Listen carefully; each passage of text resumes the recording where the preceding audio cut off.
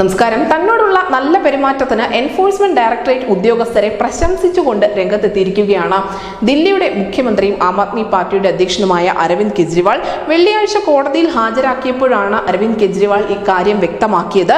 ചോദ്യം ചെയ്യലിനും അറസ്റ്റിനുമിടയിൽ തന്നോടും കുടുംബത്തോടുമുള്ള ED ഉദ്യോഗസ്ഥരുടെ മാന്യമായ ഇടപെടലിനെയാണ് അരവിന്ദ് കെജ്രിവാൾ അഭിനന്ദിച്ചിരിക്കുന്നത്.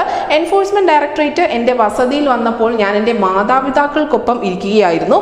നിർഭാഗ്യവശാൽ ED ഉദ്യോഗസ്ഥർ എന്നെ കൂട്ടിക്കൊണ്ടു പോകുന്നതിന് തൊട്ട് മുൻപ് മാതാപിതാക്കളുടെ അനുഗ്രഹം വാങ്ങാൻ തനിക്ക് സാധിച്ചില്ല. അങ്ങനെ ഒരു സങ്കടം മാത്രമേ അവശേഷിക്കുന്നുള്ളൂ എന്നുകൂടി അരവിന്ദ് കെജ്രിവാൾ പറഞ്ഞിരിക്കുന്നു. നമുക്കറിയാം, നിലവിൽ പോലീസിന്റെ ഒരു നടപടിയിൽ ഈ അരവിന്ദ് കെജ്രിവാൾ അനിഷ്ടം രേഖപ്പെടുത്തിയിരുന്നു. മനീഷ് സിസോദിയെ ദ്രോഹിച്ചതുപോലെ തന്നെയും ദ്രോഹിച്ചു എന്നൊക്കെയുള്ള തുറന്നു പറച്ചിലുകൾ അദ്ദേഹം നടത്തുന്നുണ്ട്. പക്ഷേ എൻഫോഴ്സ്മെന്റ് ഡയറക്ടറേറ്റിന്റെ ഉദ്യോഗസ്ഥരോട് അദ്ദേഹം നന്ദിയാണ് പ്രകടിപ്പിക്കുന്നത്. മികച്ച പെരുമാറ്റമാണ് അവരുടെ ഭാഗത്ത് നിന്നും ഉണ്ടായതെന്നാണ് നിലവിൽ അരവിന്ദ് കെജ്രിവാൾ പറഞ്ഞിരിക്കുന്നത്.